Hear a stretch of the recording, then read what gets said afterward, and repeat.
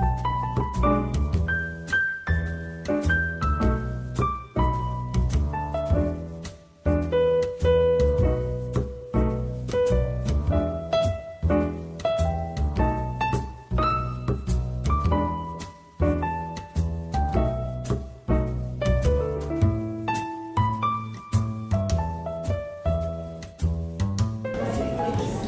evening, everyone. I just want to do a little housekeeping here.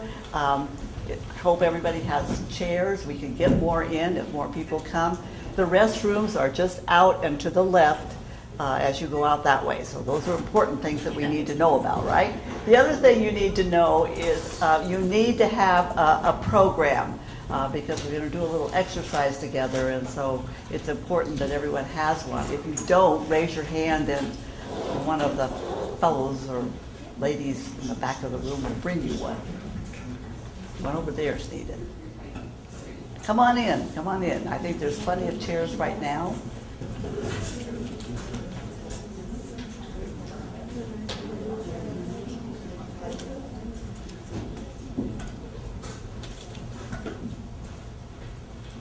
This is wonderful. Good evening, and thank you so much for coming this evening for this very important discussion. I'm Carolyn Hennings, and I'm the chair of Health Ministries at Trinity Episcopal Church. When I first took on the position, I thought it was pretty much delivering flowers to people that were sick and maybe visiting them in the hospital or visiting them at home. But it wasn't very long after I took the position that one of our parishioners became ill, and she ended up in the hospital, and I thought, well, of course, I'll take her flowers, and then, I'll talk to her about what we could do after when she gets released, and we'll just get to work. I have no health background. So I went to see her, and we had a nice conversation about needing housekeeping when she went home and needing food, and I could handle all of that. But it became very apparent a couple of 3 days later when I went back, I began to think she's not going home. And if it hadn't been for some of the people on the board, we had many that are nurses, but we happened to have had 2 women that had been hospice nurses. And they began to clue me in that this lady was nearing the end. And I was panicky. I thought, I don't know how to do anything with the dying. I'd lost my parents, but they died very suddenly. So it was a hard thing for me to say, can I do anything to help? I didn't know the questions to ask. I didn't know how to help. So I began asking questions and trying to get answers. And we've had several discussions in our health board ministry about death and dying and what it means and how we can help. I'm hoping tonight that I'll get some answers. I need to know questions that perhaps I need to ask my family. We need to have discussions among ourselves. And so I'm delighted this evening that we have these 3 people that are going to talk a little bit about it. They're certainly the most knowledgeable that I know right now. So anyway, without any further conversation, let me introduce our speakers. We're pleased tonight to welcome Marlena Tumlin, who's worked for 3 years for Compassion and Choices as an end-of-life case manager for California. She has helped clients sort through issues related to advanced care planning, refusing or withdrawing treatment, hospice and palliative care, and symptom management. Her new position as Compassion for Choices is as a California community educator. She will serve as a consultant to provide community educational outreach. She has worked at 5 different hospices as a bereavement counselor and has also taught ethics, sociology, and psychology. These skills have provided her with a wealth of experience, helping people to empower themselves around the end-of-life issues, allowing them to be better in control of their living as well as their dying. We welcome Marlene. Thank you so much for being here. Now our next speaker, for those of you that are Amador County residents, you probably recognize Dr. Robert Hartman. He's probably been here longer than many of us, but we are delighted that he's joining in this conversation. He graduated from Vanderbilt University School of Medicine in 1975. He works in Jackson and he specializes in internal medicine. He's affiliated with the Sutter Amador Hospital and the Sutter Group. He's been in practice for over 40 years. When it comes to providing patient care in rural and underserved areas, doctors and patients alike point to Dr. Hartman. He's the one that knows about serving in an underserved area. He was a public health officer here in Amador County for many years. And in his, quote, free time, he teaches medical students in the UC Davis Rural Prime Program, which is designed to attract students to rural medicine.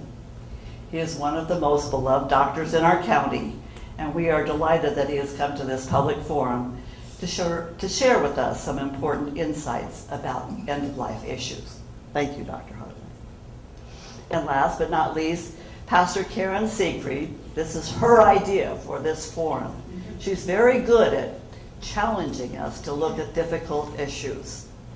She came to Amador County 5 years ago as a rector of Trinity Episcopal Church.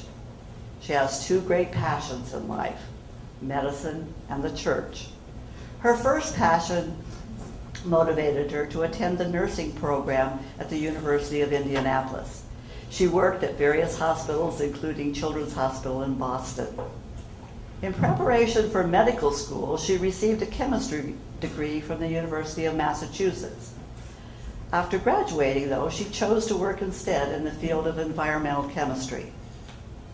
After coming to California, she was deeply moved by the healing ministries of her local parish church. She decided she wanted to spend her primary time and energy building up Christian communities of faith. She graduated with a Master of Divinity degree from the seminary in Berkeley and was ordained a priest in 1993. An avid supporter of the Charter for Compassion, she is committed to having open, civil discourses on difficult issues. Her motto is, whoever you are, wherever you are in your journey of faith, you're welcome at Trinity Church. Karen, you're on.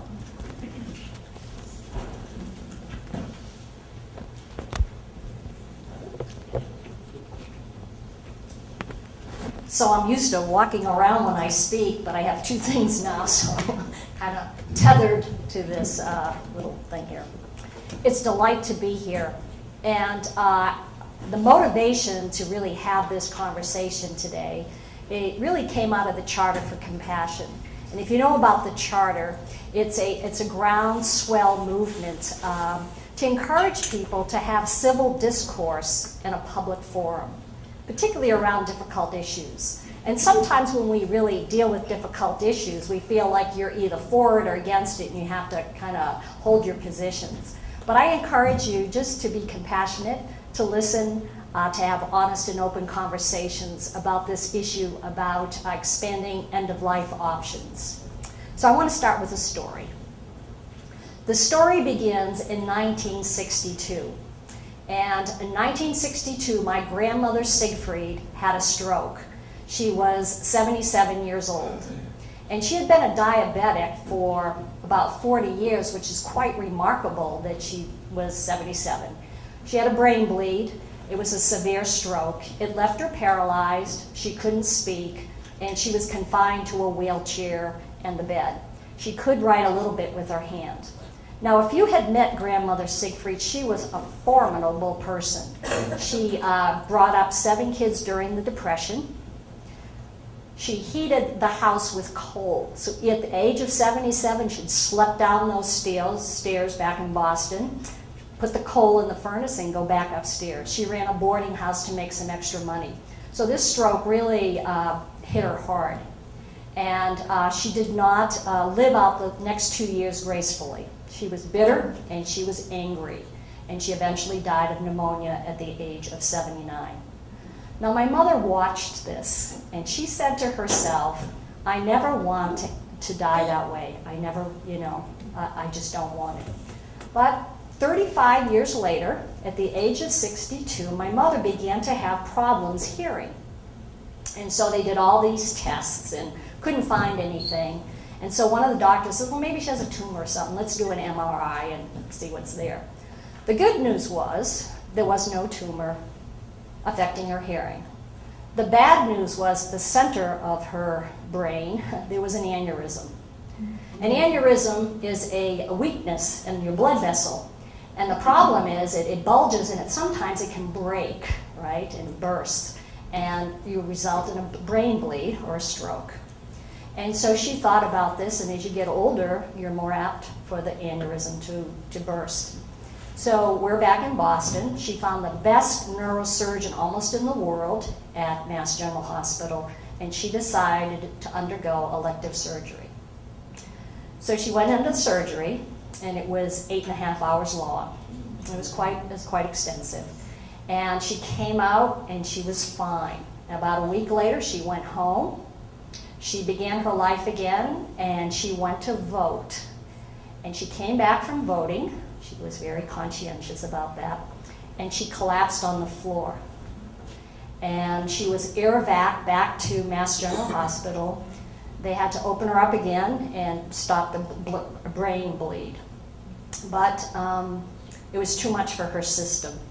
And she began to just be pretty unconscious. She was a little bit conscious when she came out, but over the time, the days, she sunk below consciousness. And she was on a ventilator. She was paralyzed, couldn't move, couldn't talk, just her brain began to diminish. And so my father is there, and he said to me, you know, Mom would never want this to be this way. And I said, well, what do you want to do? So we had a consult with the medical team, and he decided to take her off the ventilator. And it was probably the most difficult thing for him to do because my mother was his only friend. My mother had tons of friends. My father, it was his only friend. And they had been married over 40 years. So you can just imagine the pain. And so they took her off the ventilator and all the stuff, and about 5 days later, she died. She would have never wanted to have lived. And so I got to thinking about all this, and I'm thinking about, fortunately, we had the freedom to choose to take her off all that intensive care. And the medical team agreed to it. And that's what she wanted. And so when you think about death, and we all have different ideas about death and dying, but one thing we'll all agree on is that none of us will leave this world alive.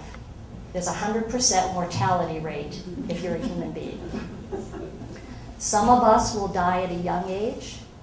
Some will die at an old age. Some will die quick. Some will die very slowly and diminish. Some people will die peacefully. Some people will die painfully. And what we can do in response to that is have choices about how that dying process is going to play out. Now, some people will choose to have everything done, all the intervention possible. And some folks will choose to do nothing. Some folks will say, give me the drugs. And some people will refuse them. Some folks will say, I'm going to choose hospice. And other people will say, no, I'm going to choose the traditional hospital and I'm going to die in the hospital. There are some people out there that want another choice. And that choice would be when they are terminally ill, they have less than 6 months to live, to be able to obtain a prescription that when taken will allow them to die peacefully, with dignity and without humility. And that's what we're here today to talk about. So some of the questions that I ask myself as a priest, but as a citizen too, is should we have the freedom to control our own body at the end of life? Should we have the right to die without pain or humiliation in a dignified manner? How do we deal with unredemptive suffering that cannot be alleviated with medical intervention? And then finally, should we have the freedom to be able to take an aid and die-in drug when faced with a terminal illness? So this is what we're going to talk about today. We're going to talk about the bill, AB 15, the End of Life Option Act. We're going to talk about the ethics, the pros and the cons. We're going to get a perspective from a medical physician and what he thinks about end-of-life issues. We're going to get a perspective from Compassion and Choices, which is an organization that cares and deals with all kinds of end-of-life options. And then we're going to open it up for discussion and conversation, because I want to hear your perspective. And you can ask any questions at this time. But so to kick it off, I thought we would do a little exercise. Oh no, exercise. So I'd like you to open up this little bulletin that you have in your hand. And it's on page 3, and it says exercise. So it's kind of a good way to begin to think about, well, where are we on the spectrum? We all have different ideas, right? And that's nice that we have different choices. There are some folks that are pacifists. They do not believe in ending life for any human being, right? So no war, no death penalty, nothing. And there are some people that are so much a pacifist that they don't believe in killing animals or insects. So let's take a look where you might fit in there, and I'll just read them kind of off. And we'll start off, are you over on the spectrum of being a pacifist in all situations? There might be some of you. How about when it comes to insects? Would you kill a bug that is biting you? One of those pesky mosquitoes? Or say that the bug is not biting you, but it is out in your garden, kind of chomping away at some of those vegetables that you're trying to grow. How about eating meat? Do you find that that's morally right for you, or are you a vegetarian? How about when it comes to your own animals? Do you think that it is morally acceptable to put a dog or a cat to sleep at the end of their life? Some of you might have had to do that. How about when it comes to just wars, Do you think you would personally participate in fighting a just war? You're getting into a little different situation. How about the right to choose to have an abortion after rape or in medical endangerment to the mother? Where do you fall on that spectrum? Well, let's make it more general. Do you think a person should have the right to choose an abortion, just in general? How about, do you support the death penalty for a heinous crime? Or are you against the death penalty? Do you support a country in fighting an unjust war? Which there are several of them out there. How about, do you believe in the freedom to choose to refuse extraordinary medical intervention at the end of life? How about the freedom to choose to be removed from life support when there is little chance of recovery? So obviously, my mom, believed in that one. How about, do you believe you should have the choice to have a large amount of medicine, and I'm talking about probably narcotics and barbiturates for pain, so that you can have comfort in the final moments of your life? And then finally, what we're here for, do you believe that a terminally ill, mentally competent person should have the freedom to ask for a prescription from their physician to shorten an unnecessarily painful dying process? So, does anybody want to share where they are on that? Is there any kind of big picture there? Or is that too scary to share at this time? Well, initially I would have trouble figuring out what the difference is between a just war and an unjust war. And I wrote it all out, and that's a whole 45-minute thing. So you could Google it and look it up. It has to be just cause and the extent of it. But you're correct. It is hard.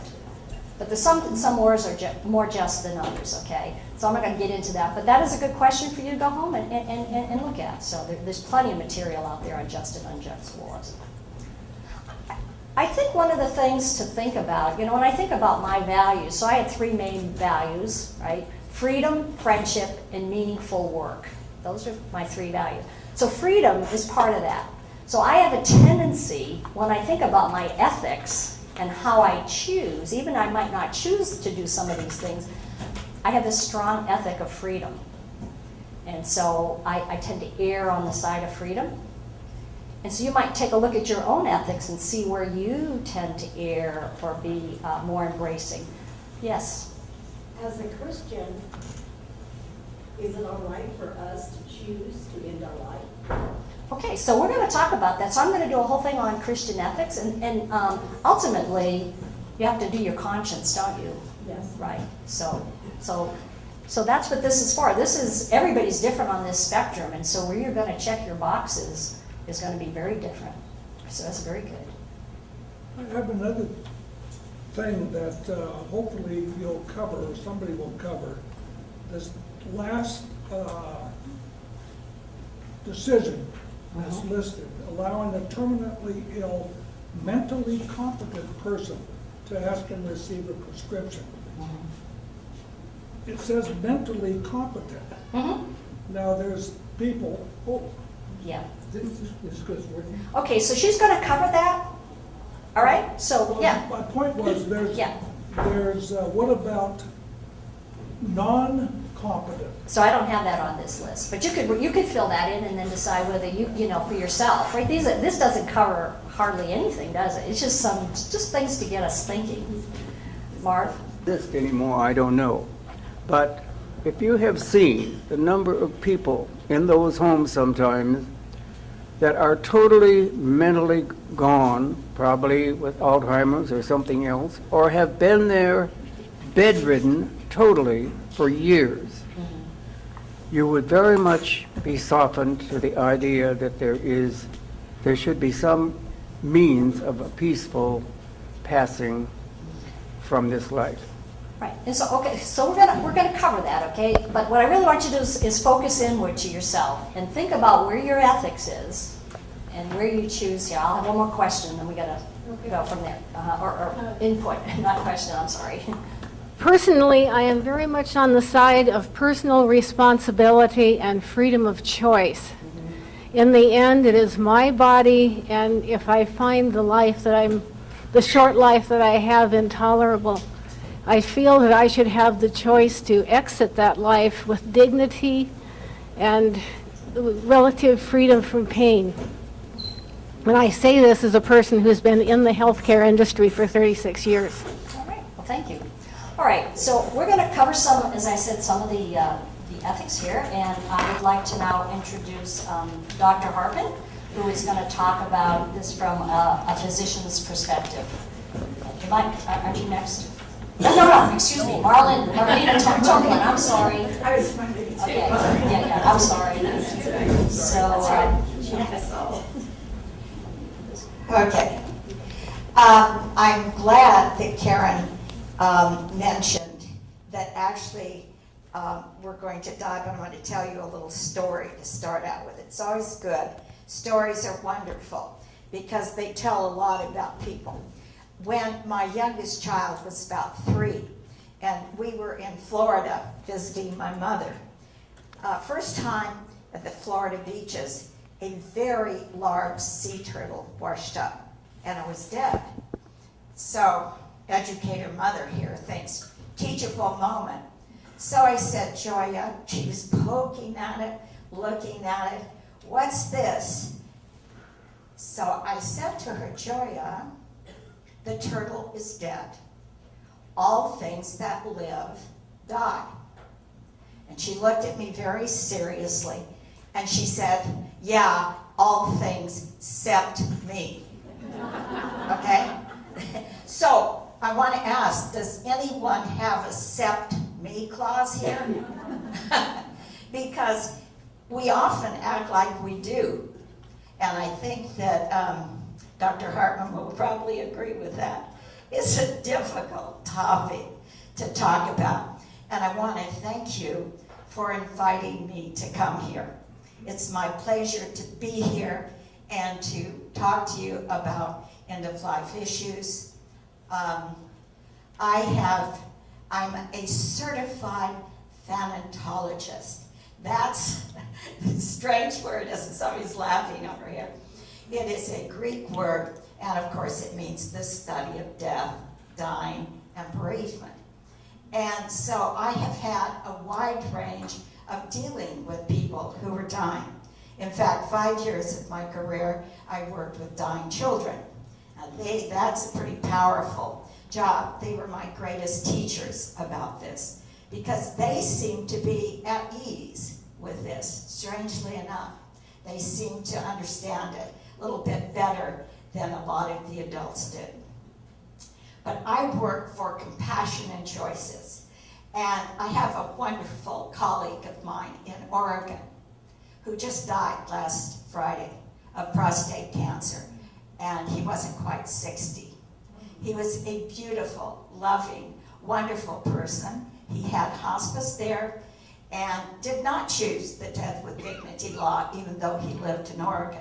He spent 8 years of his career as a consultant talking with people all over the country. But when people would ask him, well, what do you do? What is Compassion and Choices about? I think he had an absolutely beautiful answer. He said, oh, that's simple. It's about being compassionate and allowing for choice. And I thought, wow, that says it. So Compassion and Choices is the oldest end-of-life agency in the country. And this bill that we're going to be talking about tonight is something that is fashioned after the Oregon's Death with Dignity law. It's been in effect for 17 years. We have not seen any abuses to this, and it's something that, interestingly enough, hospice care has gone up. Now that sounds kind of strange, but we always provide, when we work with people, we do a lot. We talk to them about how do you have that conversation with your doctor. That's a hard one sometimes. Now, I'm so excited, and I'm sure all of you know, that 2 senators in Washington, D.C. decided that they would get together. One was Democrat, one was Republican. One was from Georgia, one was from Virginia. And they said, I think we need to pay those doctors. We need to have a coding for end of life. So, come January, doctors will be paid as well as physicians' assistants. And there's a third one. What is the, who can sign, could say, we can have a conversation. Because how many of you, and I'm sure there may be other doctors out. I have a daughter that's a doctor. You have to, what do you get, 10 minutes? You know, rush. Well, it's very hard because the conversation is really not one time. It's an ongoing. It's, you are part of a continuum of care about your life with your healthcare provider.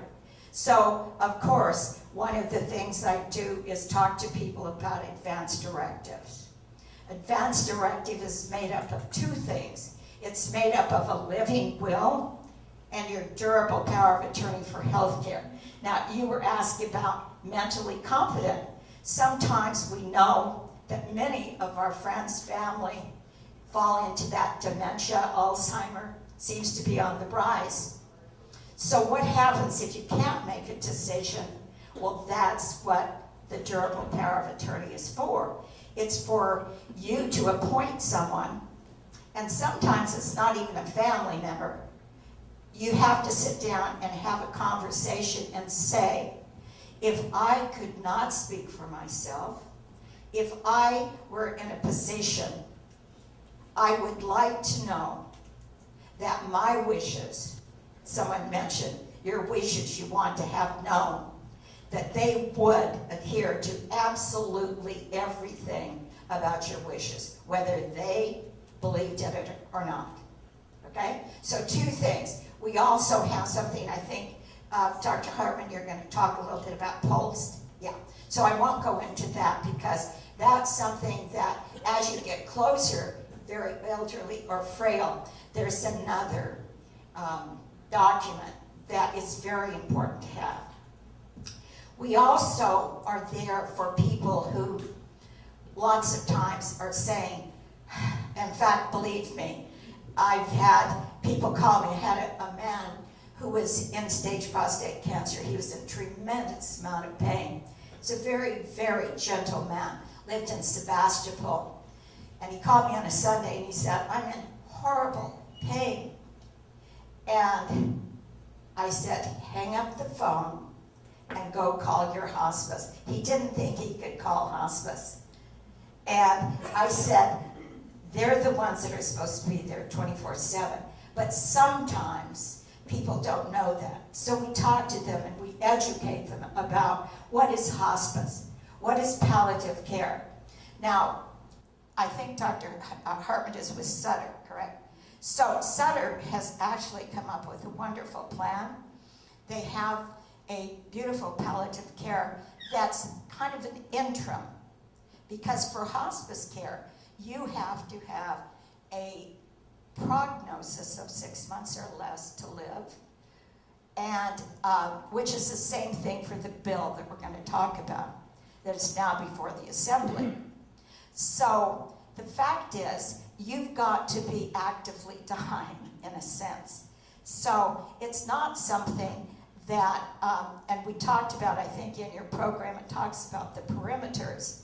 You need to be actively dying. It is not something that, so a terminal condition with a prognosis of 6 months or less to live, but the palliative care says, wow, we get palliative means, of course, comfort care. We can give you this comfort care without having you to be eligible for hospice. So what we're finding is palliative care now is a new discipline.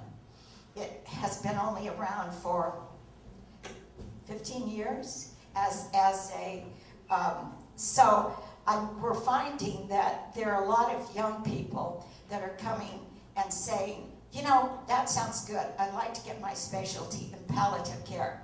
Because of course they take care of many, many things. As you know, when you are on that trajectory of death, and I didn't see anybody raise their hand for the SEPMEs, so I'm talking to all of us, that when you're on that trajectory, it's not just about, well, I've got 6 months to live, because death affects not just you, but it affects your whole family. It affects everyone in your life.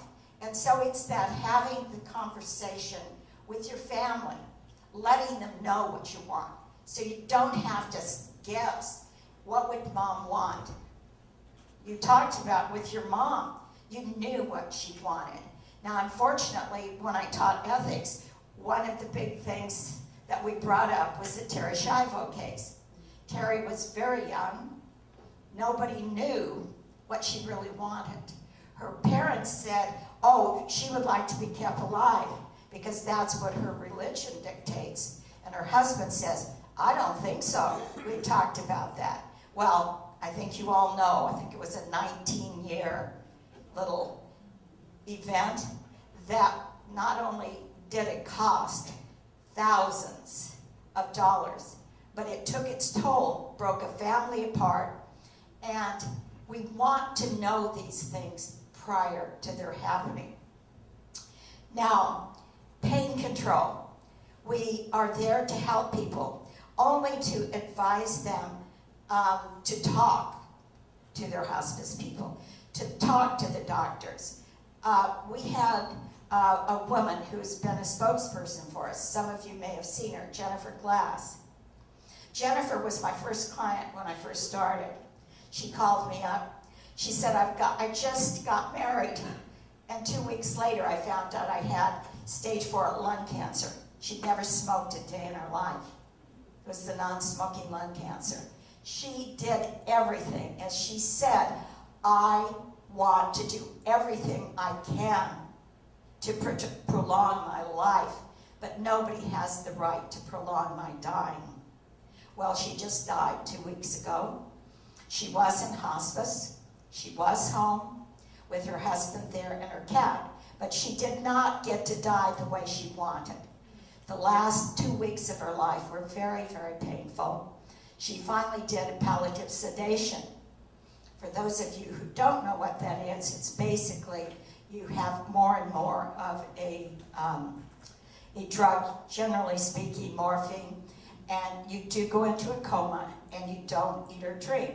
She came out of the coma 2 or 3 times. She was frightened. She was in a lot of pain. And her husband said this is not the way she wanted to die. So we're hoping that this bill can pass. We'll talk about it in my next round, exactly a little bit more about it. Went through the Senate, and it was called 128. Now it is a bill that is in the special session in the Assembly. It's in the Public Health and Finance Committees. And so I'm going to hold off on that. And then we're going to give you plenty of time at the end to ask questions about exactly what the bill is like. It is basically based on the Oregon bill. It's called End of Life Option Act, and it is similar, but it actually has more safeguards. One of the safeguards is that it protects not only the physicians who prescribe, but the pharmacist who fills out the prescription. It also provides for a translator, and there is something where you have to not only have your 2 doctors, and they both have to agree, there has to be a written and an oral request, but also you have to have a private conversation with that doctor so that there's no coercion. So anyway, I think my 15 minutes is up. Thank you very much. I think you're actually 4 minutes early, and as my wife says, I can talk forever, so I appreciate the extra 4 minutes. Start with a short story. My wife is here. Mel Wells sitting over in the corner. And that is, we have a pillow agreement. And the pillow agreement is if something happens, like a severe stroke, we're going to put a pillow over our mate's head. With this bill, we won't have to do that.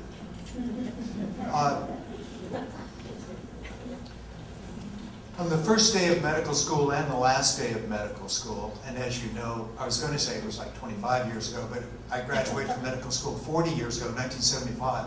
But on the first day and the last day of medical school, we as a class stood and recited the Hippocratic Oath. Hippocrates, 2,500 years ago, the father of Western medicine. There are 11 important words in the Hippocratic Oath. I will take care that they suffer no hurt or damage. I will take care that they suffer no hurt or damage. We should remember that. The Hippocratic Oath, however, is full of controversy because the next line says, nor shall any man's entreaty prevail upon me to administer poison to anyone. It goes on to say we shouldn't help with abortions. It goes on to say that when we make home visits, we shouldn't make either financial or amorous passes at the family of the person we're going to visit. So a lot of that was sort of culturally competent at that time. But we, as healthcare providers, need to be, culturally competent in our times. Medicine is full of controversy. A century ago, hardly any of us would be in this room because we lived to age 50. Over the last 100 years, through a variety of breakthroughs, we now live to an average age of 80 in this country.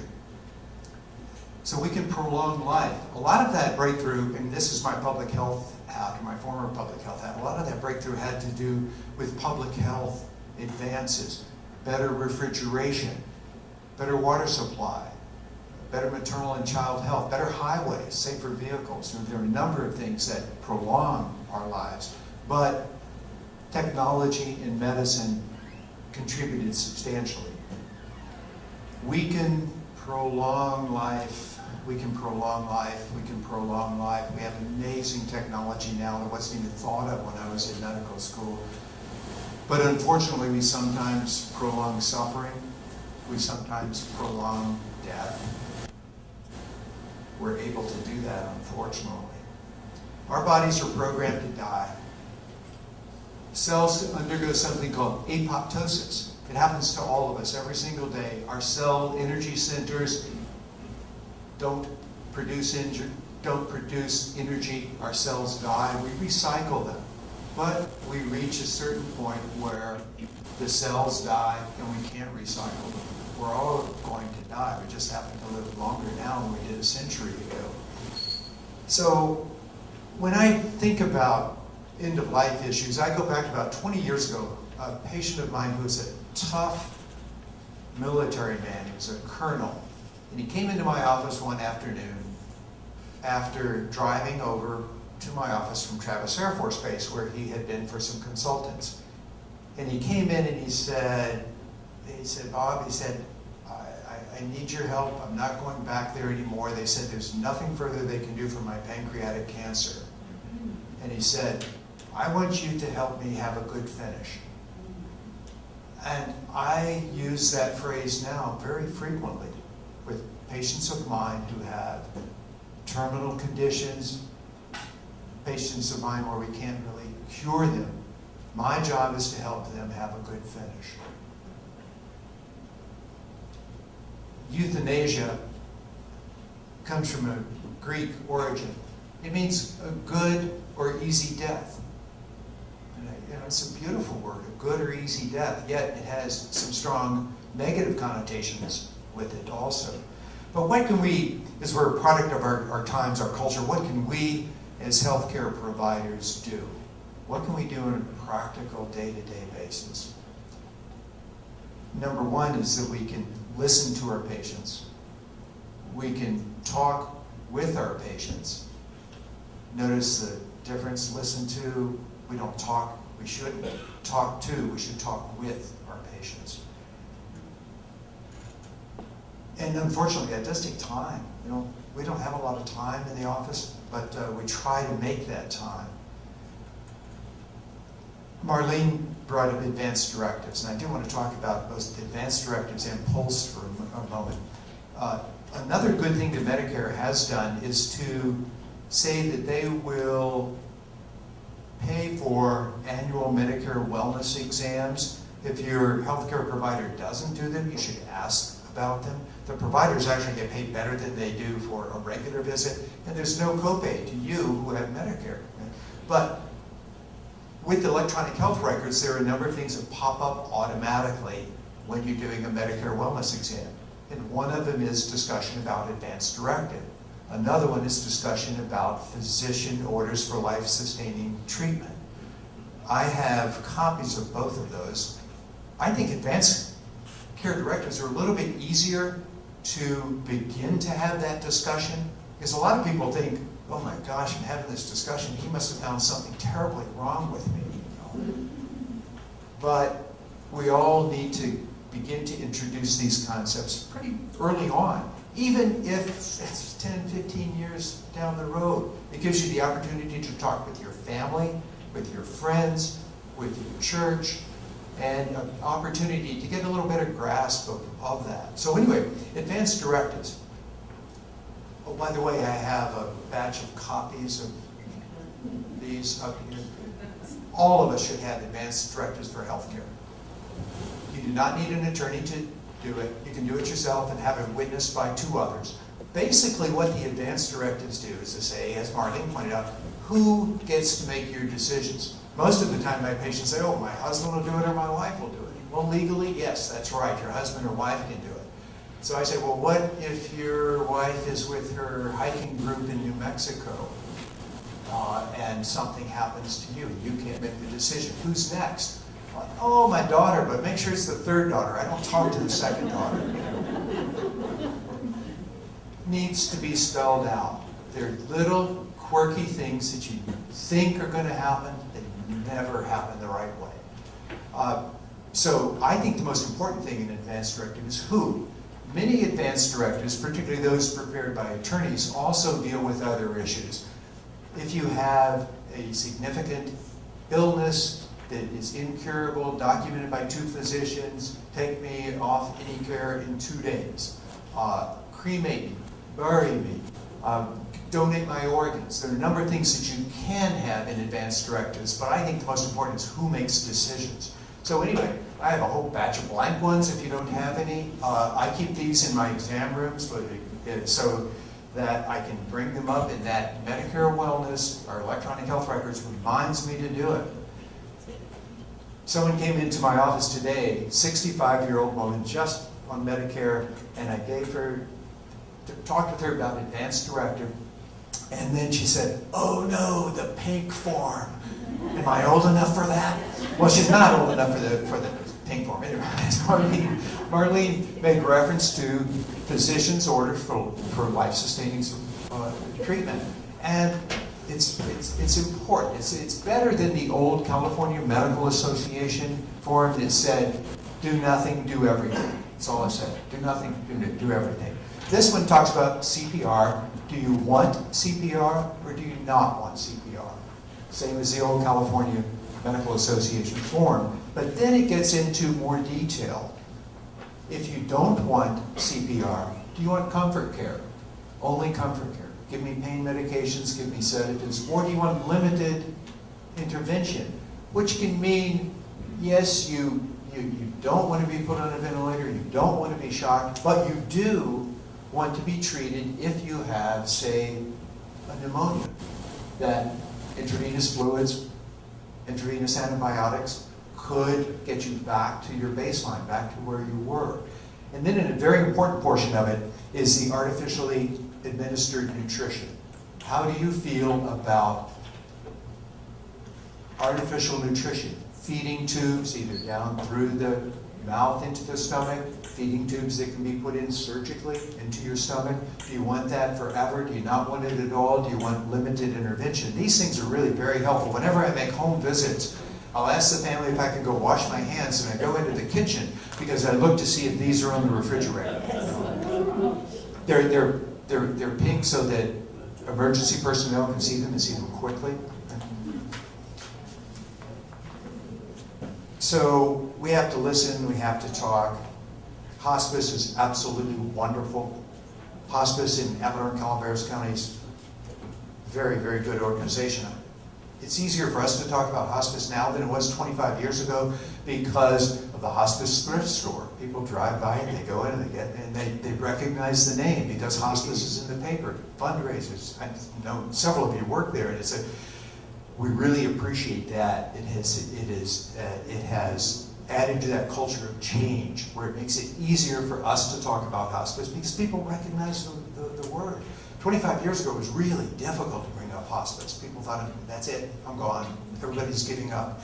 But the palliative care now is so much better than it used to be. The hospice nurses know more about palliative care, what medications to give, than we do as physicians. So we will frequently turn to them for advice. And in some ways, as Marlene referenced in terms of morphine and of sedation, hospice is actually a passive aid in dying. Sometimes people certainly do die earlier, sooner than they would naturally, because they're getting large quantities of morphine because they're getting sedatives. But to watch a person, as was described, to watch a person starve is really very, very difficult. Someone cannot take in nutrition, and families will say, well, are they going to die in a day or two? No, unfortunately, they might last a week or 2, 3. It's extremely difficult. Before we get off hospice, don't forget medical marijuana. I do make medical marijuana recommendations. Sometimes it's absolutely wonderful. I had a woman who was in her late 60s who had metastatic breast cancer into her bones. It was extremely painful. And she started drinking 2 cups of marijuana tea per day and was almost pain-free. So we need to remember those adjuncts. A lot of physicians don't like to write prescriptions for medical marijuana or recommendations for it. I think it's excellent. On the rare occasions where none of that works and a person is suffering, what do we do? What do we do? It's okay to terminate life support. We can take people off of ventilators. It's legally and ethically okay. But how actively can we, who took Hippocratic Oaths and others, participate in this? I want to talk about Oregon just for a second, because I find the Oregon has certainly led the way. As Marlene said, 17 years in Oregon. They compile very good statistics. I want to go over those for just a minute here. Since the Death with Dignity Act started and statistics began to be kept in 1998, there have been 1,327 prescriptions written for the Death with Dignity Act, and 859 people have taken those medications to end their life. That's 50 a year on average. And actually, the early years there were very few, and as recognition of the bills, recognition of the use of medications in certain situations increased, the numbers are going up. So just last year, there were 155 prescriptions written, and 105 people took the medications. That comes out in Oregon to be 0.3% of all deaths, or 3 out of every 1,000. In Amador County, as health officer, I would review, for 16 years, I reviewed every single death certificate. That would mean that the Death with Dignity Act, if it was in Amador County currently, would probably be used by 1 person per year. It's not very many. So there are not a lot of people who are availing themselves of this. But at the same time, it's very important to have that there. Most frequent end-of-life concerns for these people who have gotten the prescriptions: loss of autonomy, decreased ability to do activities that made life enjoyable, and loss of dignity.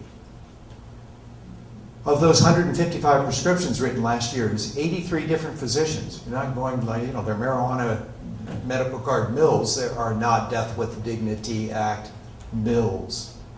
Lots of physicians participated in this. Average age of the person who took the medication, 71 years old. Males greater than females by 53 to 47%. Now, what did they choose? What illnesses did they have? As expected, a significant number of them were cancer. 78% were cancers, but 8%, and this number is rising, 8% were amyotrophic lateral sclerosis, or Lou Gehrig's disease, which is a terrible way to die. Muscular paralysis, you can't handle secretions, you can't breathe. I've taken care of many patients with the ALS. It's not good. Next is chronic lung disease. People who can't breathe. COPD, lung problems. Heart disease after that. 1% were AIDS, HIV/AIDS. And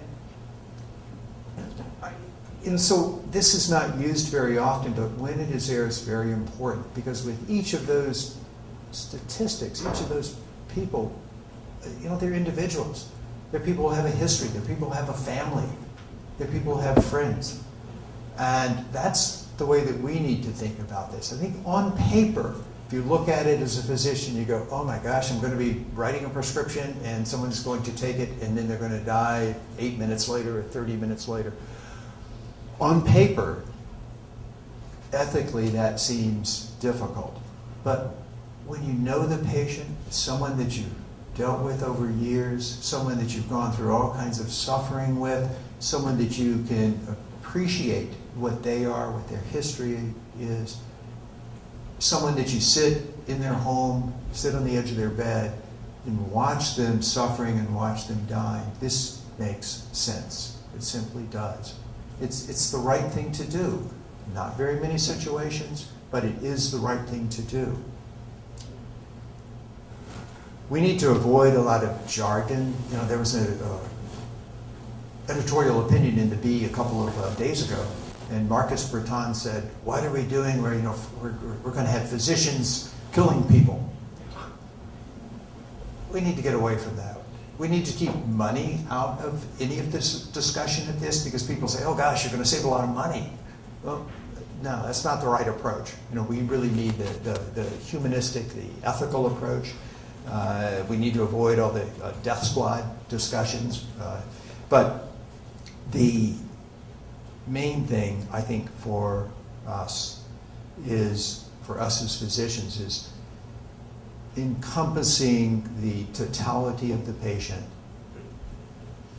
recognizing their past, their history, their life, their family, and recognizing that it's important for us to help them have a good finish. In preparing for this, I also looked up some laws in other places. There are 4 states that have laws on the books now: Washington, Oregon, Vermont. Montana passed this, but I think it's still in the courts in Montana. Oh, it's out of the courts now? New Mexico. Oh, okay. And then a number of other countries, Netherlands, Switzerland. Some countries, the physicians actually will administer the medication. They can administer an intravenous medication or an oral medication. This bill, the Oregon bill, the physician writes a prescription and the competent patient takes the medication. So they are making that decision. So there's maybe a fine distinction there, killing a patient or not killing a patient, but we've got to avoid that jargon. I have a medical student coming to work with me from Canada, and she and I were talking about this the other day. She was up in Canada, and she was actually at a Quebec Medical Association meeting, and they were talking about death and dying at that. So I looked up the Quebec law, which has been in the courts and is almost, I think, out of the courts now. And it started with, actually, how I'm going to end. And that is that it's our duty to ensure that end-of-life patients are provided care that's respectful, with dignity, and respects their own autonomy. So I'm in favor of it. So earlier, somebody asked the question from the audience here, should a Christian or should a religious person have the freedom to choose an end-of-life option? And I think that's an excellent question to ask. What I'd like to talk about now are ethics and principles. And then at the end, I'll talk about pros and cons. Now, I know that some people here are non-religious, some people are Christian, and so I'll try to make it as general as possible.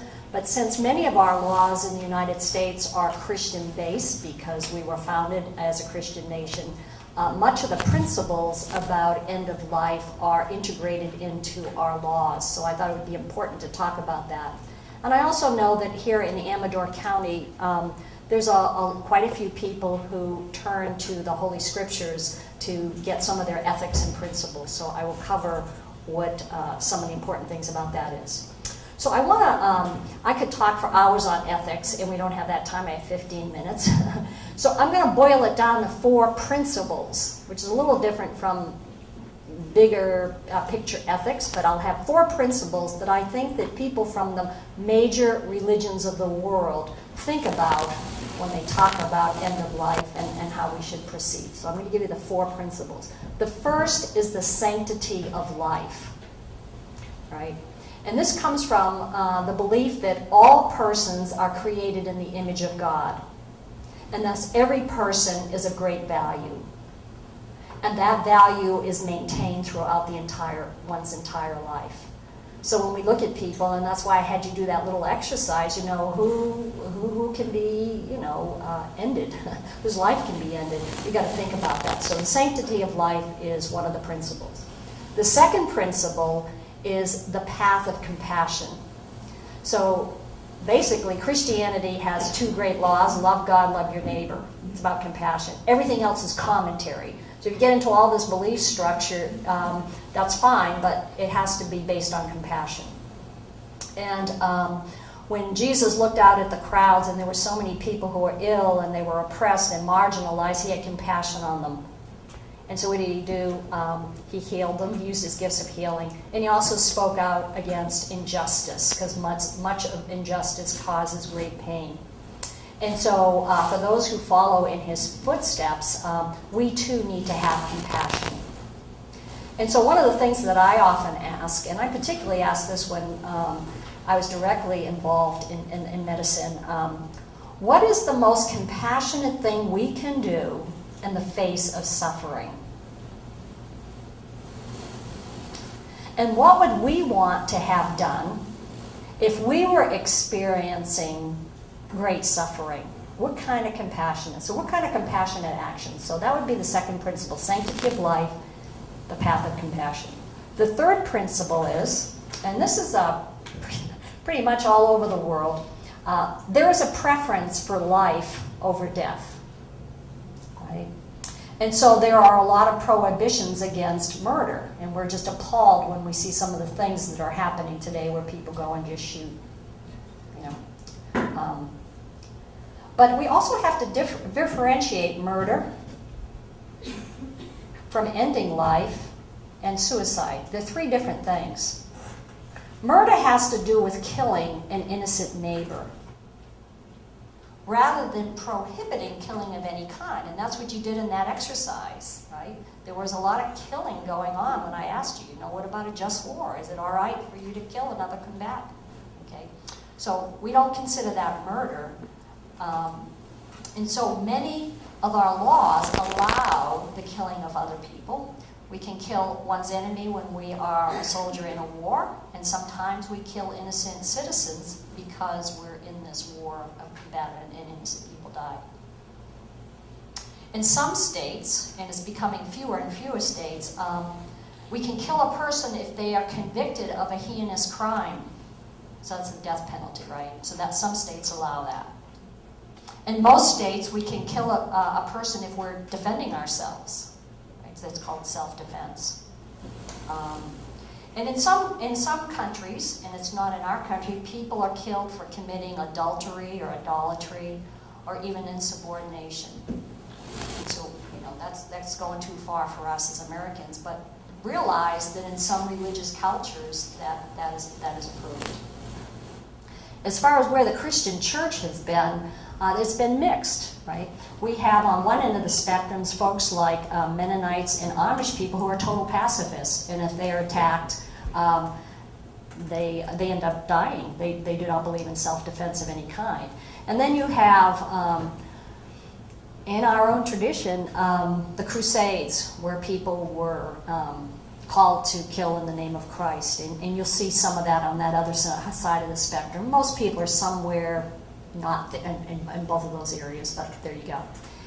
In some of the Eastern traditions, they believe in nonviolence towards humans, towards animals, and even towards insects. So some of them actually wear masks so that they don't breathe in insects, or they don't eat root vegetables, because when you pull up a root vegetable, you can harm some of the microorganisms underneath.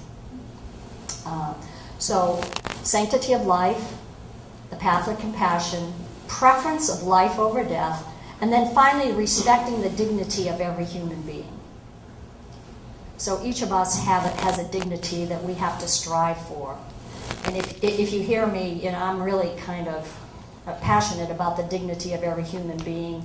And, I think of the people in the Bangladesh that are making $2 an hour, sewing our underwear so we can buy cheap underwear, and living just a horrible life. And so when I think about dignity, I don't even think of the end of life, but I think of during life. So that's the fourth principle we have to think about whenever we form our ethics.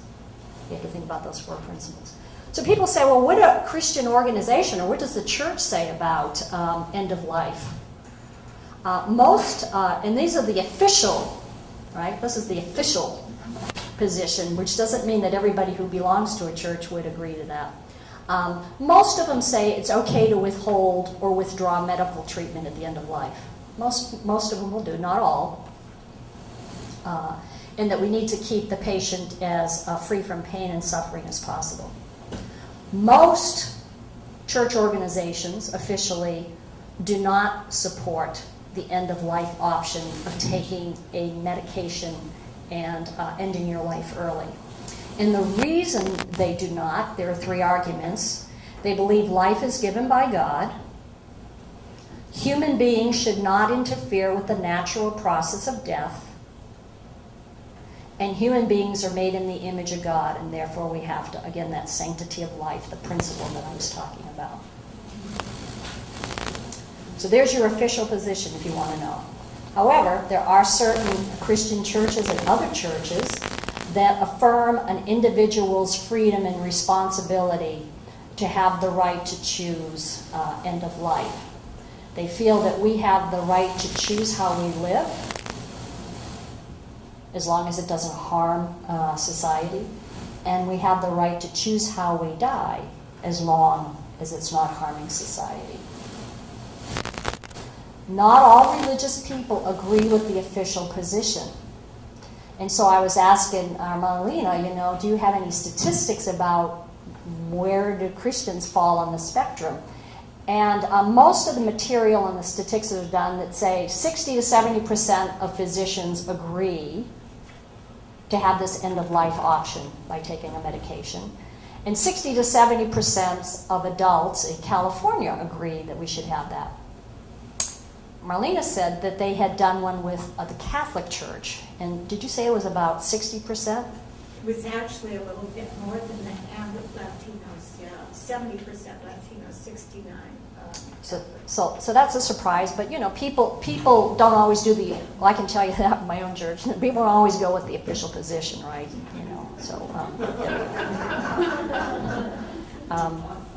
And there are people of faith that say the end-of-life option in California will not lead more people to die, but it will lead to fewer people suffering.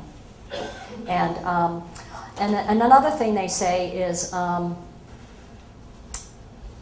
we already interfere with the natural process of death.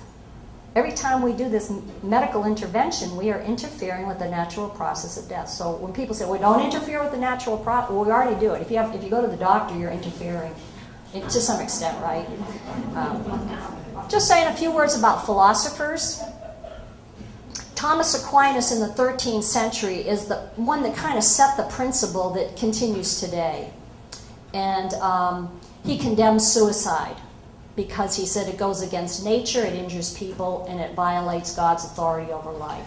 And this is the religious position that most people will argue today. During the Renaissance, and now you're talking about the 16th century and on, people began to question that. Other philosophers said that there are situations in which it is morally permissible if the good afforded to the individual outweighs the loss to society. And so I think there are several philosophers who would go there. Now I want to get into biblical ethics really quickly. There is nothing about end-of-life decisions in the Bible as we are talking about today. The average lifespan back then was about 40 years old.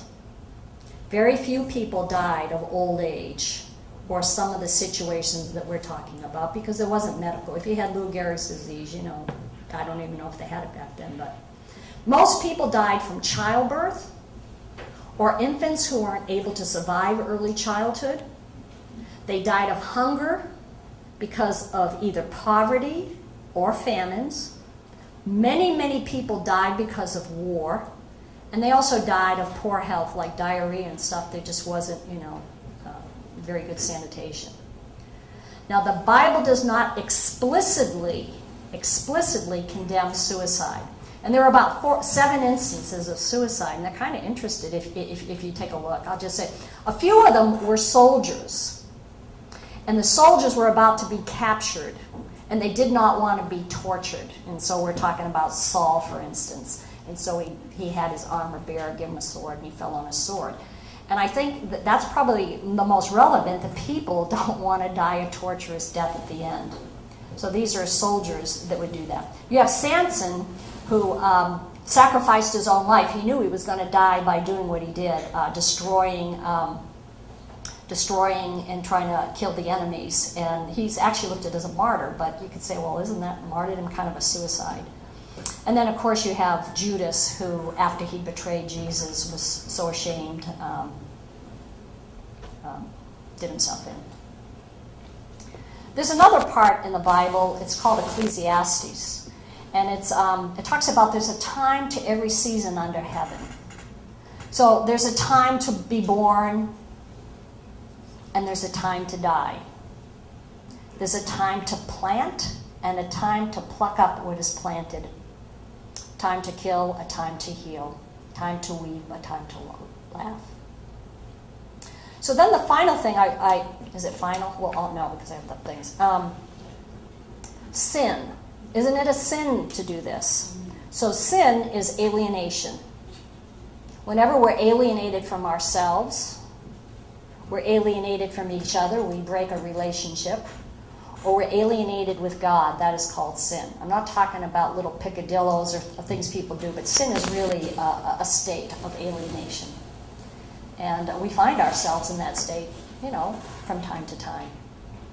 So there is one part on the spectrum that says this kind of end-of-life option is a sin. Because God is the author of life, and the taking of life ought to be in God's hand. And any interference with that rule cause an alienation or a break.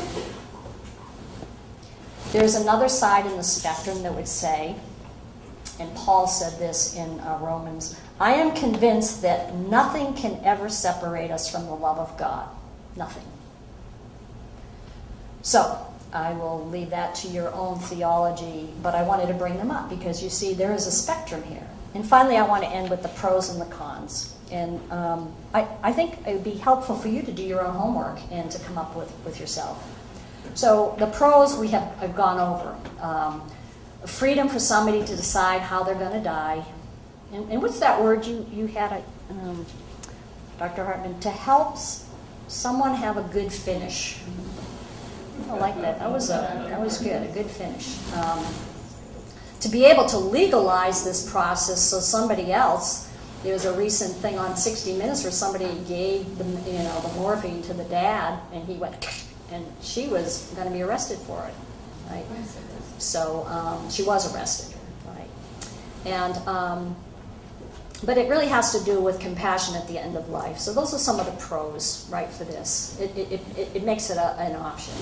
Some of the cons, and I think there are cons, especially for people who have this conscience about it.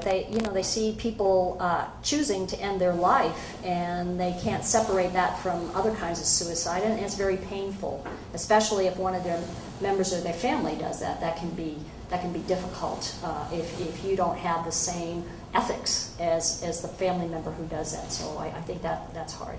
I think that in our culture we have this disrespect for human life in general. I was talking about the Bangladesh people, but you can put it in any country.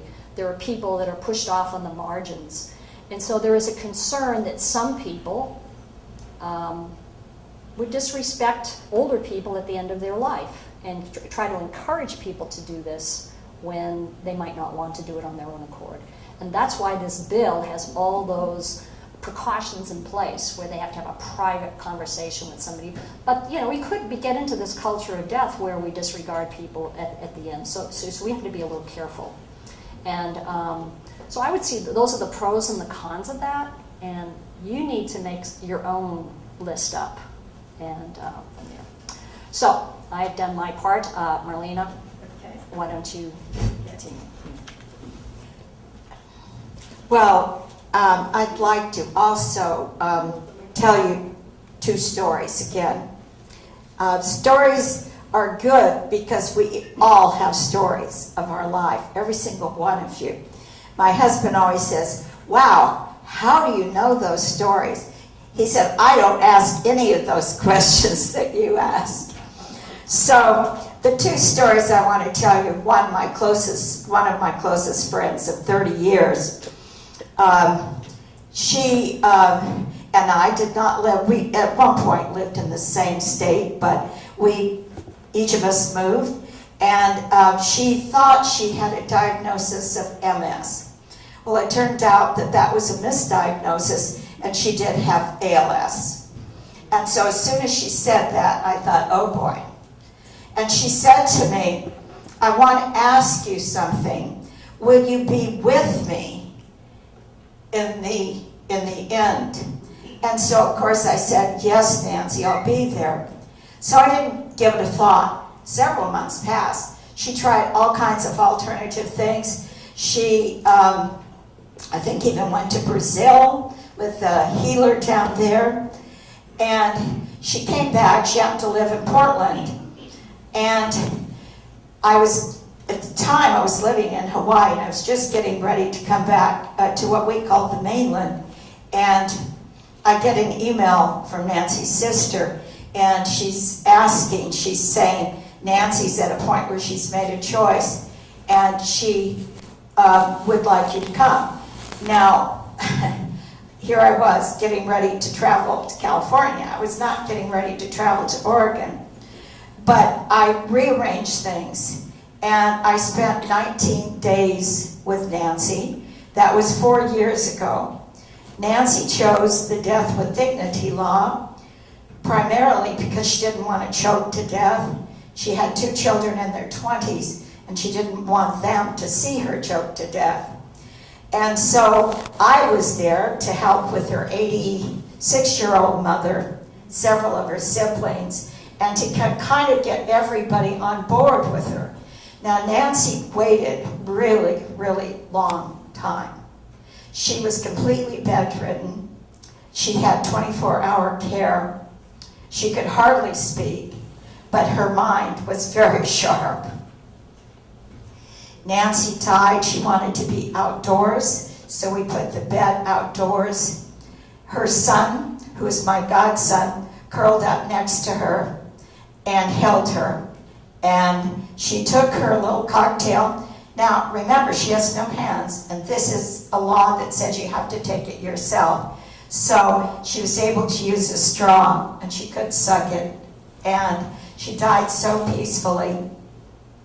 And all of the people that were there were touched by her peaceful passing. We were so grateful that she did not have to choke to death. Now, the other story I'm going to tell you, I'm sure you've all seen, Brittany Menard. She was the 29-year-old woman who lived in California. She had an inoperable brain tumor, the worst kind possible, glioblastoma, is that right? Yeah. And she was another one that was just recently married. She did everything possible to live. Now you're going to see a lot of publicity. The newspapers still call it the suicide pill. There are an awful lot of people that call it the suicide pill. Just let me give you a quick definition. Suicide means you've got a choice. You can live or you can die. And somehow you're taking it upon yourself to die. What we call the patient-controlled death is not that at all. All of these people want to live. If they could live, believe me, that's what they would want to do. Nancy wanted to live. She wanted to see grandchildren, her children married. She never got to do that. But they don't have that choice because they're actively dying. And so that's quite a difference. We don't ever refer to it as suicide. Suicide is a choice to either live or die. And it's usually by someone who is in a great deal of emotional pain. Now, part of this new law is to prevent that because they don't want people. That's why the mentally competent part is in there. There are plenty of instances where somebody has come in and wanted, and when they have to have these 2 physician, one written, one oral between 15 days, that's part of making sure that that person is mentally competent to make this decision. If it's somebody who is in great emotional pain then the doctor is obligated to give all options. And that person would not be capable of making choice at that point. Not someone who is, and I'm not talking about depression if you find out you've got pancreatic cancer. I'm sure you're going to be depressed, but I'm talking about long-term depression that can be treated. That's a whole different thing. Someone who has dementia, someone who has Alzheimer's, would not qualify for this bill because they would not be able to make those decisions. Now people say to me, well, why don't we allow those people? They're really suffering. But the fact is, we're doing this very carefully and cautiously, and it's a step-by-step process. I loved when Karen said the dignity of people. The whole fact is you can die with dignity without this bill, of course. But the fact is we value life, highly value life. And so we want everyone to be valued. And that's why we give a full range of options for people. Those options are always talked about. I just want to, since we did talk about those statistics, I have them right here. Thought I did. Yeah. Okay, here are the statistics. Actually, it's 60% of Catholics agree to being able to have choice at the end of one's life if there's suffering. We have Latinos that are 70%. Even evangelical Christians, 57%.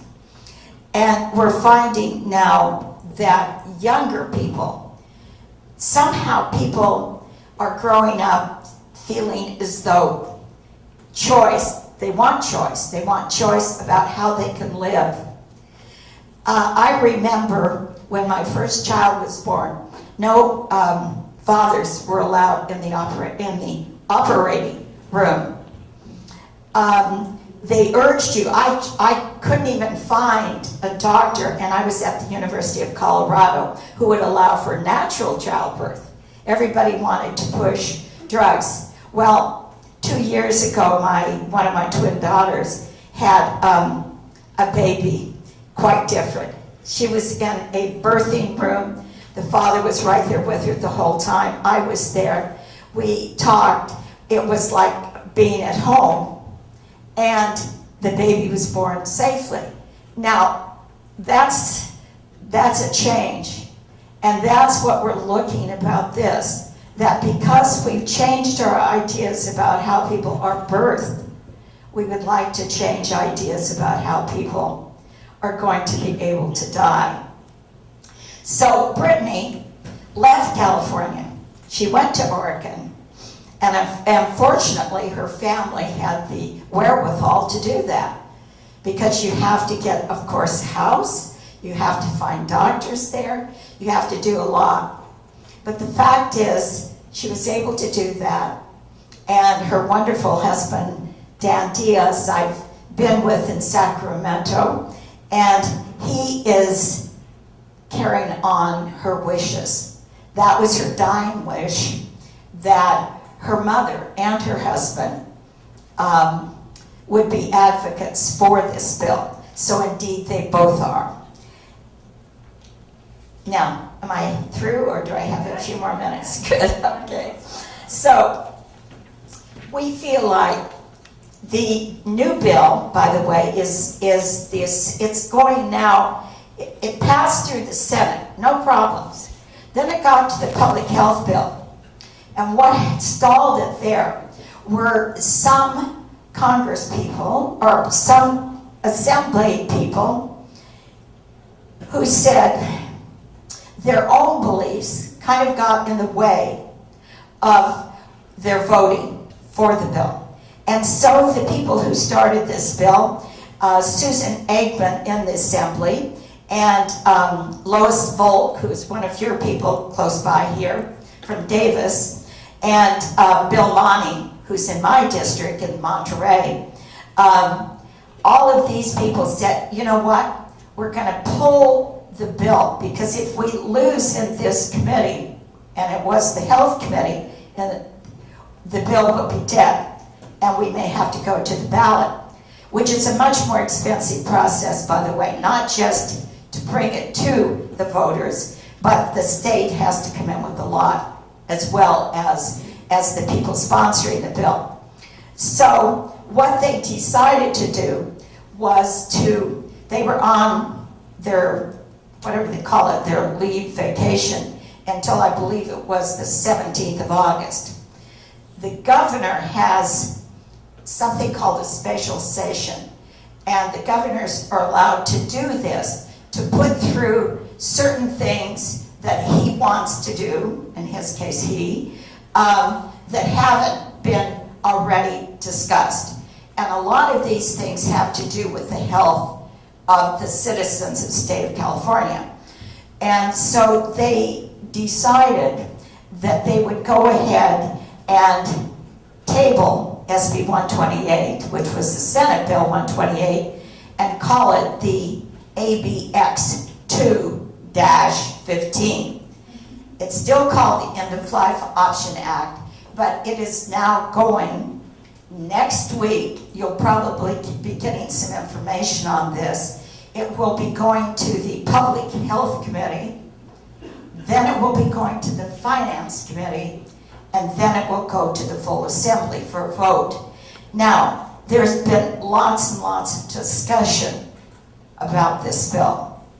And so we have until September the 11th.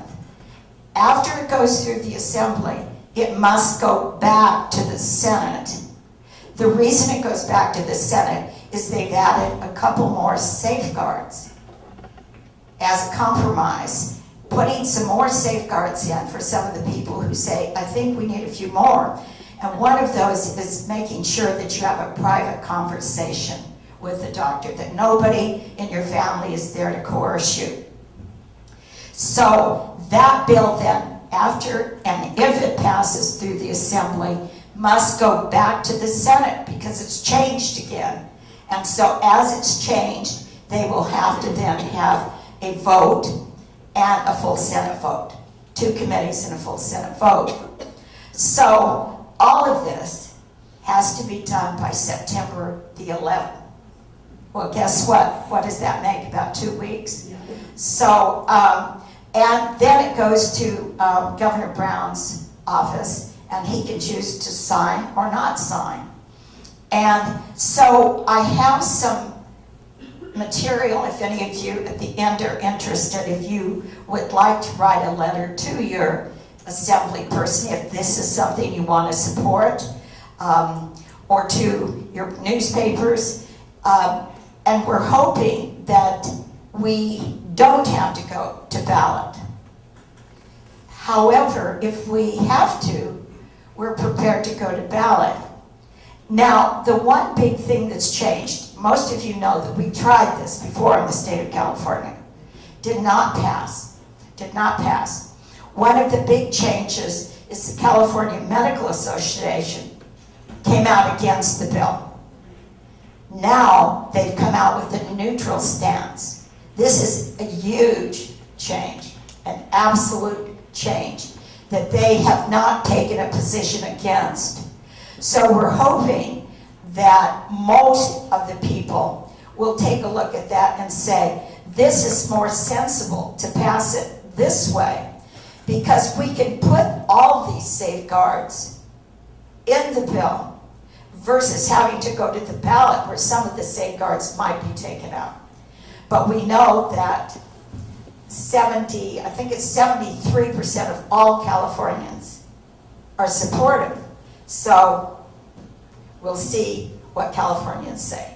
So what I'd like to do right now is start with questions, and then after that, if you'd like to offer some insights or your own opinion or whatever, please do. But we have these speakers, so I'd like to. So why don't you? The official position of the Hospice USA organization was that they did not support end of life in this manner. Has that changed, or will it change if this bill passes? Okay, so she's saying that when she was president, that the hospice did not support that. Do they support it now? Yeah. You know, I don't believe that hospice can take a position, and that they, again, are neutral in this. Now, if the bill passes, what we will have to do, of course, will have to be educating people how to implement the bill. And that probably will be one of my jobs, because I've worked at 5 different hospices. But the National Hospice Organization, you know, has that they would do nothing to, in any way, diminish someone's life. So I think they could not take a position on that. Okay. And if I'm correct, the California bill says that the death certificate will not say suicide. It's the underlying illness that will be the cause of death. Yes, that's what's on the bill. So he was saying, and this has probably a lot to do with insurance and reputation. And so if somebody chooses this end-of-life option on the death certificate, it will not say died by suicide, you know, but it will be died from cancer, and so that issue will not be on the death certificate itself. Good question. Yes. And one day the lady goes, "Do you know he's suffering?" And my sister said, "Yes, I know he's suffering."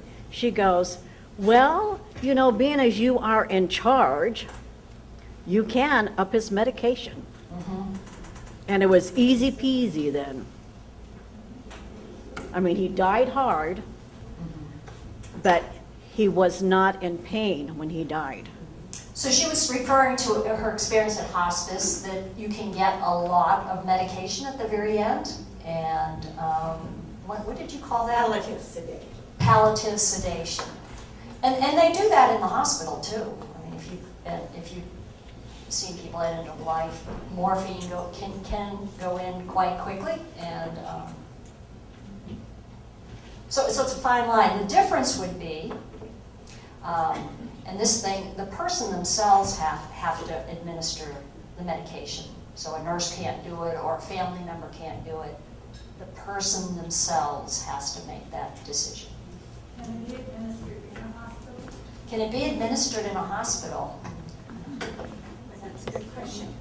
Actually, if the bill passes, hospitals have the option to opt out. In other words, if it's a hospital that would not support it, they can opt out, and the person would have to go to a different hospital. But it's my understanding that if the bill, as it is in Oregon, most people do die at home, but they could go to a hospital. No, that's absolutely correct. A couple of comments.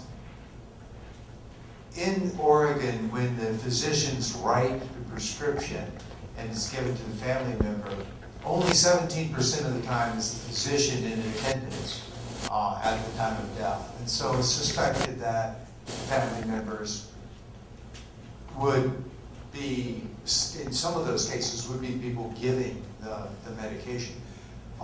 Any healthcare organization, organized healthcare organization, can opt out. So, for instance, Sutter could opt out, or Dignity Health could opt out.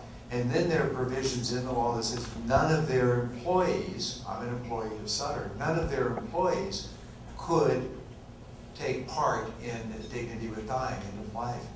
But there are also provisions in there that say, if you as an individual physician cannot do that because of your organization, or because of your own personal ethics and beliefs, that you need to refer to another physician.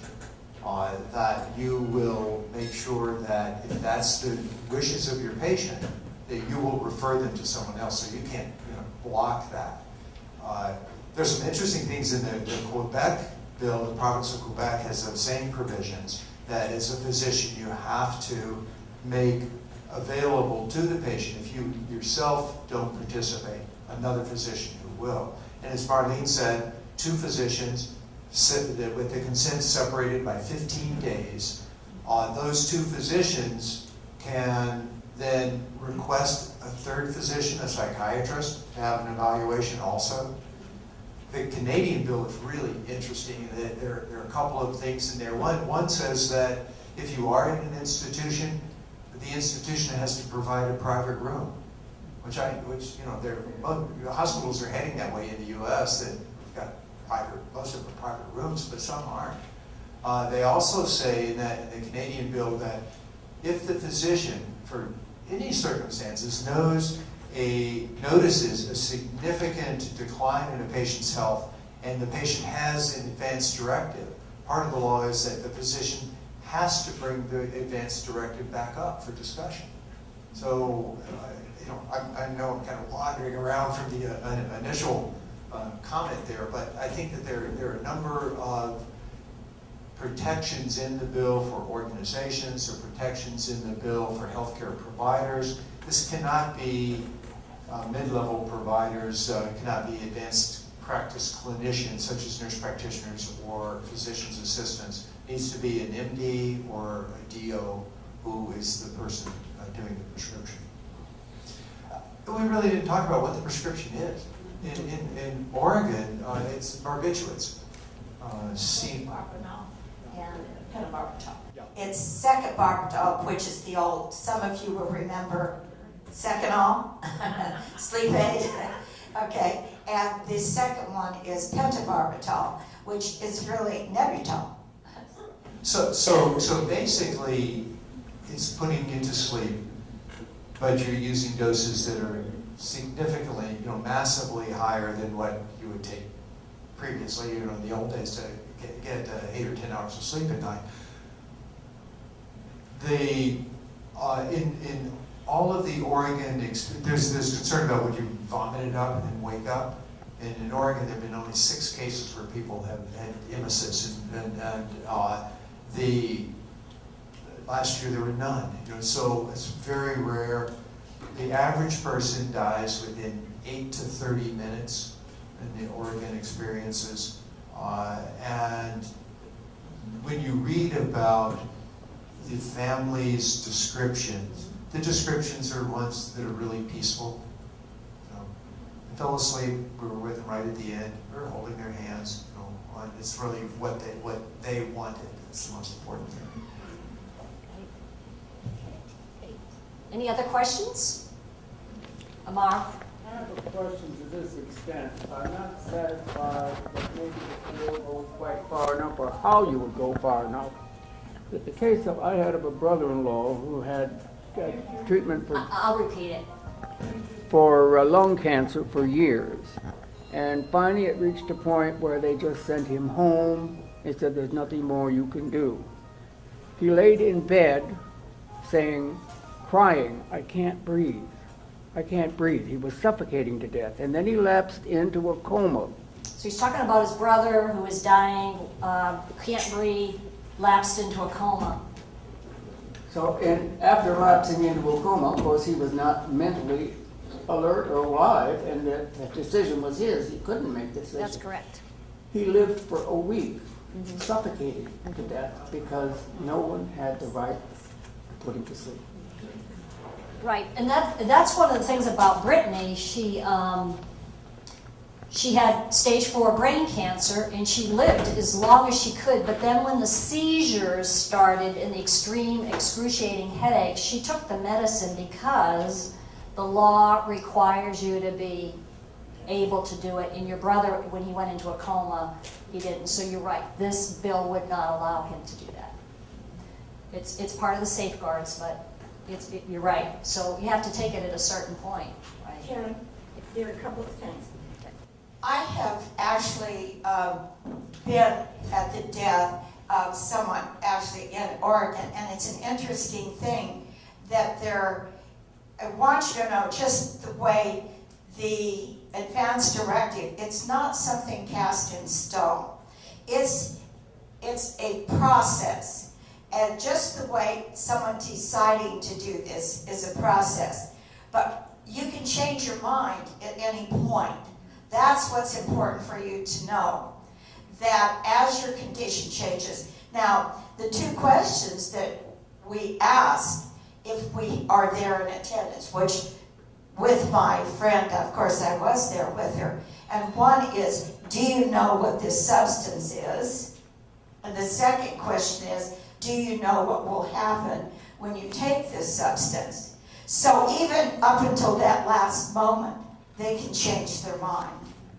And this is something too about the advanced directive, just because it's so important. I spoke at a Catholic high school in their bioethics class, and I told them about the Terri Schiavo, Nancy Cusack, some of the cases. And I got this beautiful thank you card.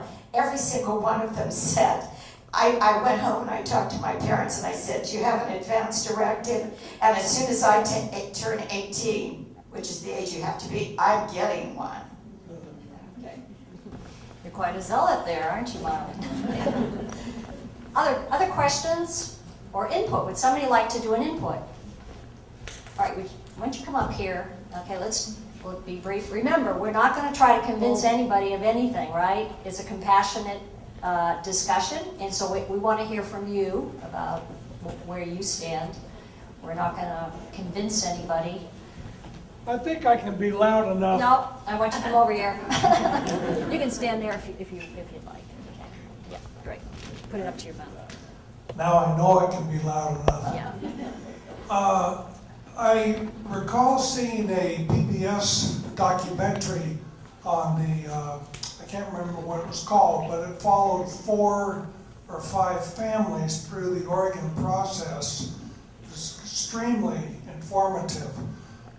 But as I recall, they each were assigned a facilitator, or a person whose responsibility was to ask the final questions, go through this procedure, and also actually mix the solution and hand it to the person who wanted to end their life. And he or she was the only one that could do that. But she couldn't make the person drink it. The person had to drink it, him or herself. But what I wanted to mention was they had a facilitator. I don't know if she worked for the state of Oregon or what, but it wasn't a matter of just a family member doing it or anything like that. So I'm wondering if this California law has the same kind of provision where the state or county or wherever is actually involved with a person.